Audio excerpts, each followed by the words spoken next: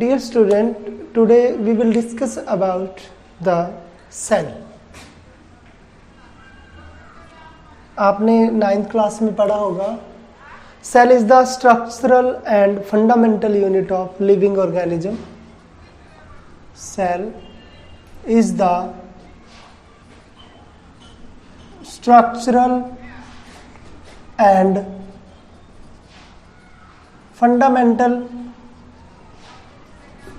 unit of living organisms, and this is the very important chapter in 11th class as well as in BSc first year. This chapter is very important regarding in this class. And cell को पढ़ने के लिए science ने एक अलग branch बनाई है. That branch is known as the cytology. तो आपको पता होना चाहिए साइटोलॉजी क्या है. Cytology is the combination of the two words cyto plus logy. Cyto means cells and logy means study. It means the study of cell is known as cytology. The study of cells is known as cytology, and the person who study the cytology, that is known as the cytologist. Cytologist, the person who study the cell, that is known as the cytologist. So in this chapter we will discuss about in detail cell, and I am saying again, cell is the structural and functional unit of living organisms. Before starting the chapter, you must have to know some historical background of. In this video you will discuss about the historical background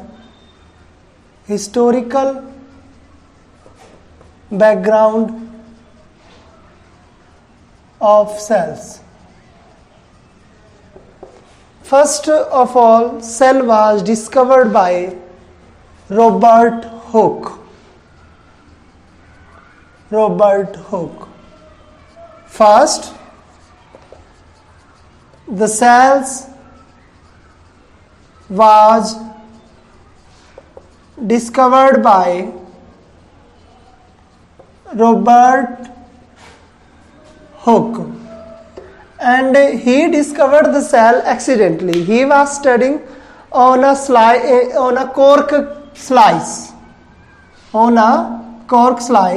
and he saw little compartment inside the cork slice. And that compartment is known as the cell. But Robert Hooke discovered non-living cell.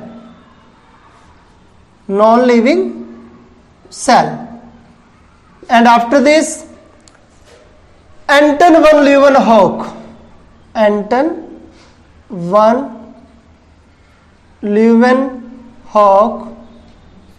discovered the living cells, and nucleus was discovered by Robert Brown. Cells के अंदर आपने nucleus देखा है. जो nucleus discovered किया है, nucleus was discovered by Robert brown, and later on cell theory was given by Leiden and Schwann. Ancient cell theory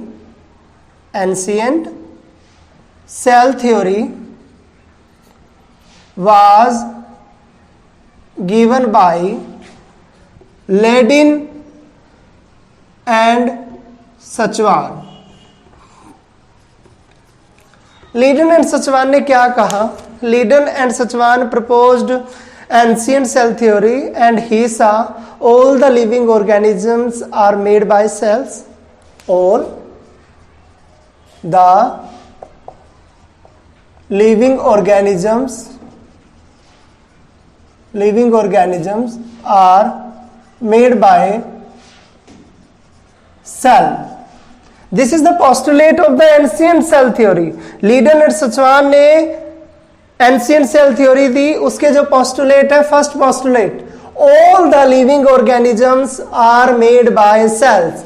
And second postulate, all the functions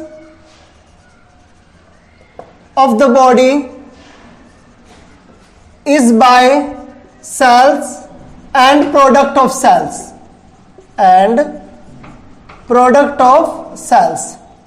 but ये जो सेल थ्योरी है ये discard कर दी गई, क्योंकि ये सेल थ्योरी ये नहीं बता पाई कि जो न्यू सेल्स होती है वो कैसे सिंथेसाइज्ड होता है. आफ्टर दैट एक वैज्ञानिक आए जिनका नाम था रडलफ विर्चाओ. इन्होंने क्या कहा कि a living cell, a cell is synthesized by pre existing cells. उन्होंने कहा जो लिविंग सेल्स बनती है, इट मीन जो कोई सेल्स बनती है वो पहले प्रेजेंट हुई सेल के सेल डिवीजन के बाद बनती है. एंड तो एक मॉडर्न सेल थ्योरी दी गई, मॉडर्न सेल थ्योरी. और ये जो मॉडर्न सेल थ्योरी देने वाले थे ये 3 साइंटिस्ट थे, लीडन, सचवान एंड रडलफ विर्चाओ.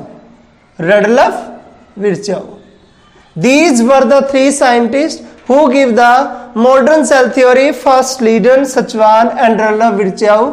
और आपको एग्जाम में पूछ लिया भी जा सकता है कि write down the postulate of the modern cell theory. तो मॉडर्न सेल थ्योरी के सेम पोस्टुलेट है जो एंशिएंट सेल थ्योरी में थे. All the living organisms, it mean all the living organisms are made by the cells and all the functions of the body are controlled by the cells and it product. And modern cell theory में एक postulate और add कर दिया जाएगा कि ए cell is synthesized by the pre existing cells. These are the modern cell theory, and modern cell theory was given by Leiden, Sachwan and Rudolf Virchow. So in this topic I have told you what do you mean by the cell and who discovered the cell. अब आपको एक basic difference समझना है. आपसे अगर ये पूछ लिया जाए हु डिस्कवर्ड द सेल, तो आपको नाम लेना है एंटन वन ल्यूवेनहोक का. क्यों? क्योंकि एंटन वन ल्यूवेनहोक ने लिविंग सेल को डिस्कवर किया था. लिविंग सेल, तो आप कह सकते हैं living cell was discovered by the Anton van Leeuwenhoek and the non living cell was discovered by the Robert Hooke. और रॉबर्ट हुक ने जो सेल को डिस्कवर किया वो कोर्क स्लाइस में किया. और जिस प्लांट्स के ऊपर वो स्टडी कर रहा था, आपको उसका प्लांट का नाम अगर नहीं पता तो मैं बता देता हूं. उस प्लांट का नाम था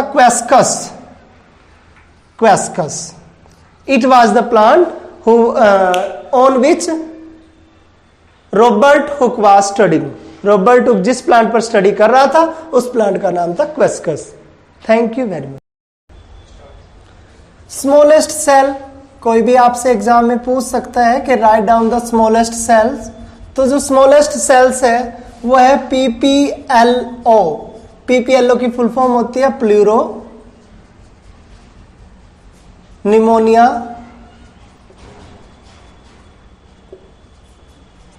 pneumonia like organisms and mycoplasma. And mycoplasma जो होता है वो बैक्टीरिया से भी स्मॉलेस्ट होता है. और माइक्रोप्लाज्मा के अंदर कोई भी सेल वॉल नहीं होती. Without cell wall. तो अगर आपसे पूछे कि आप स्मॉलेस्ट सेल का नाम बताइए जो विदाउट सेल वॉल है, तो आपको माइकोप्लाज्मा बताना है. अगर आपसे सिंपल पूछ ले कि स्मॉलेस्ट सेल का नाम बताएं, तो उसे आपको बताना है PPLO. एंड PPLO की फुल फॉर्म होती है pleuro pneumonia like organisms. And largest cell, ये केवल बेसिक से कंसेप्ट है जो आपको पता होना चाहिए चैप्टर को स्टार्ट करने से पहले. Largest cell ostrich egg.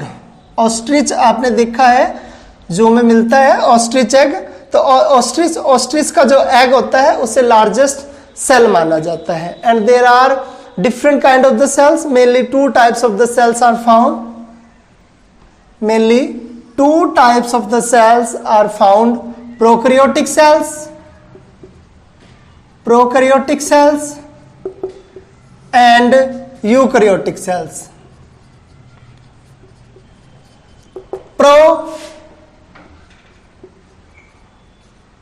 Prokaryotic का मतलब, कैरियोन का मतलब होता है न्यूक्लियस, जैसे कि आप सभी को पता है कैरियोन को बोलते हैं न्यूक्लियस।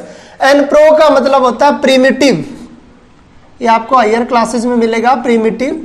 एंड यू का मतलब होता है एडवांस्ड, आपने इवोल्यूशन में पढ़ा होगा primitive organisms and advanced organism. Primitive क्या होते हैं? Which never change with the passing of the time, जो समय के बीतने के साथ भी चेंज नहीं होते, जैसे प्राचीन समय में मिलते थे वैसे ही आज मिलते, उन्हें बोलते हैं प्रिमिटिव। और जो अकॉर्डिंग टू द टाइम अपने आप को चेंज कर लेते हैं, that is known as the advance. तो इन सिंपल टर्म्स में, ये कंफ्यूजिंग वाले टर्म्स थी, लेकिन आपको सिंपल टर्म्स में मैं बता देता हूं प्रोकैरियोटिक और यूकैरियोटिक होते क्या है। प्रोकैरियोटिक का एग्जांपल है बैक्टीरिया, एंड यूकैरियोटिक का मतलब होता है ऑल लिविंग ऑर्गेनिज्म, जितने भी प्लांट्स हैं ऑल लिविंग ऑर्गेनिजम्स। इसमें फंजाई भी आती हैं, प्रोटिस्ट भी आते हैं, प्लांट भी आते हैं, ये सभी आते हैं यूकैरियोटिक में। प्रोकैरियोटिक में क्या होता है? नो मेम्ब्रेन बाउंड ऑर्गेनेली, इसमें कोई भी नो मेम्ब्रेन बाउंड ऑर्गेनेली, इसमें कोई भी मेम्ब्रेन बाउंड ऑर्गेनेली नहीं पाई जाती। आपने पढ़ा है सेल होता है, सेल के अंदर न्यूक्लियस प्रेजेंट होता है, न्यूक्लियस के चारों तरफ न्यूक्लियर मेम्ब्रेन प्रेजेंट होती है, जबकि प्रोकैरियोट में न्यूक्लियस के चारों तरफ कोई भी सेल मेम्ब्रेन या न्यूक्लियर मेम्ब्रेन प्रेजेंट नहीं होती, जबकि यूकैरियोटिक में न्यूक्लियस के चारों तरफ न्यूक्लियर मेम्ब्रेन प्रेजेंट होती है। एंड उसके अंदर जो दूसरे कंपार्टमेंट होते हैं, lysosomes, mitochondria, ribosomes etcetera, this kind of the structure, वो सभी किसी भी मेम्ब्रेन के द्वारा कवरिंग नहीं होती प्रोकैरियोटिक में, जबकि यूकैरियोट में मेम्ब्रेन बाउंड ऑर्गेनेली पाई जाती है। Membrane bound organelle are present. Understood?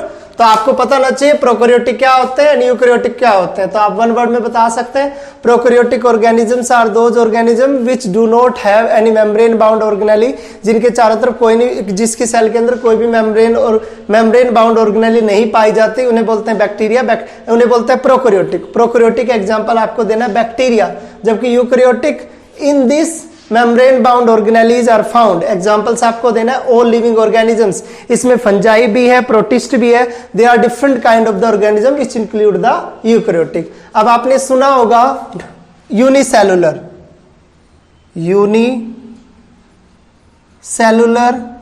And multicellular.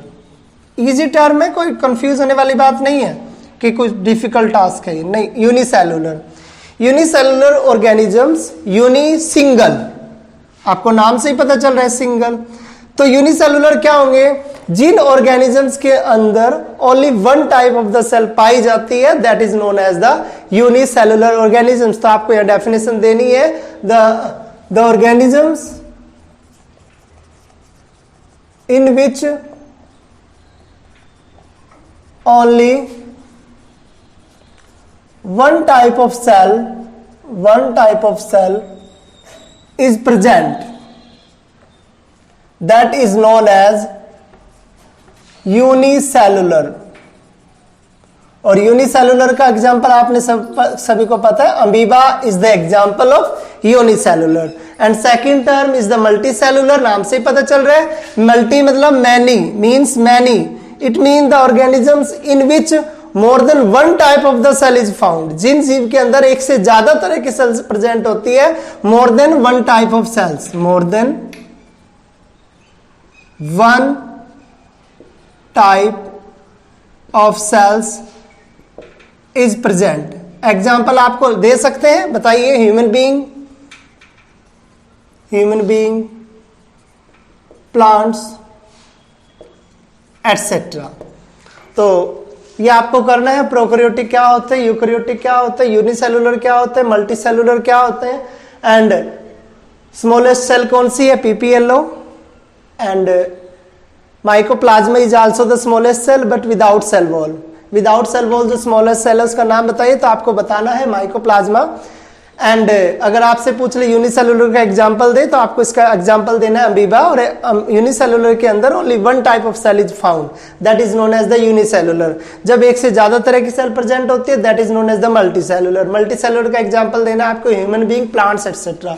Prokaryotic and eukaryotic, prokaryotic मैंने बताया है, in which no membrane bound organelle is not found, that is known as the prokaryotic, and eukaryotic in which membrane bound organelle is found, that is known as the eukaryotic। आपको example मैंने दिया है, bacteria is the prokaryotic and protist, plants etcetera, this is the example of eukaryotic. Thank you. Now factors affecting cell size. Factors affecting cell size. I have told you that there are different kind of the cells are found in nature। काफी तरह की sales पाई जाती हैं। Smallest cell का मैंने आपको example दिया, largest cell का मैंने एग्जांपल दिया। तो ये जो सेल होता है साइज का, वो किन फैक्टर के ऊपर डिपेंड करता है? फर्स्ट फैक्टर है nucleocytoplasmic, nucleocytoplasmic ratio. Second factor है surface area, surface area to volume ratio. And third factor is very important, आप सभी को पता है, मेटाबॉलिज्म, सेल एक्टिविटी। मेटाबॉलिज्म, जितनी भी सेल के अंदर मेटाबॉलिक एक्टिविटी होगी उतनी ही सेल्स का साइज इंक्रीज या डिक्रीज हो जाएगा। Metabolism it mean rate of metabolism, rate of metabolisms। So these are the three factors which affect the cell of the size। First factor is the nucleocytoplasmic ratio, second is the surface area to volume ratio, and third is rate of metabolism। और मैंने आपको बताया there are different kind of the cells, there are different shapes of cells। Columnar आपने पढ़ा भी है पहले chapter में, कोलमनार, कुबोइडियल, रेगुलर, इरेगुलर। आप इनमें से एक दो के एग्जांपल भी कर सकते हैं, जैसे कि इरेगुलर जो साइज होता है, आपने देखा WBC जो होती है, जिस तरह के अमीबा का साइज होता है इरेगुलर होता है, तो this is the example of irregular shape। and polygonal, different kind of the cells are found, polygonal, hexagonal, rectangular, biconcave. Biconcave आपको सभी को पता है, बाइकनकेव का मतलब क्या होता है? हमारी जो आरबीसी होती है वो बाइकनकेव शेप की होती है, आपको पता भी है। This is the example of biconcave cells.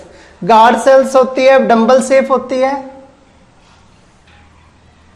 Guard sales आपने पता है डंबल शेप की होती है, गार्ड सेल्स।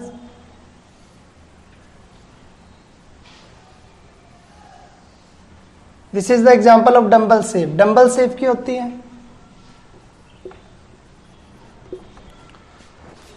इनफ। तो आपको बताना है factors affecting the cell size, and there are different shapes of the cell। first is the columnar, cuboidal, regular, irregular, polygonal, rectangular, biconcave। एक दो का आप एग्जांपल कर सकते हैं। ये इस सेशन में मैंने आपको बताया कि सेल क्या होती है, सेल का साइज क्या होती है। there are different kind of the cells and cell theory मैंने आपको बताई है जो कई बार एग्जाम में पूछ ली जाती है। And who gave the ancient cell theory? Ancient cell theory में आपको लीडन और सचवान का नाम देना है, जबकि मॉडर्न सेल थ्योरी में आपको वन साइंटिस्ट और ऐड कर देना जिनका नाम था रेडले विर्चाओ। और रेडले विर्चाओ ने ही मॉडर्न सेल थ्योरी दी थी। मॉडर्न सेल थ्योरी क्या कहती है? All the living organisms are made by the cells and all the functions of the body are controlled by the cells and the cell product and living and new cells are synthesized from the pre existing cell. These are the postulate of the modern cell theory. Thank you very much.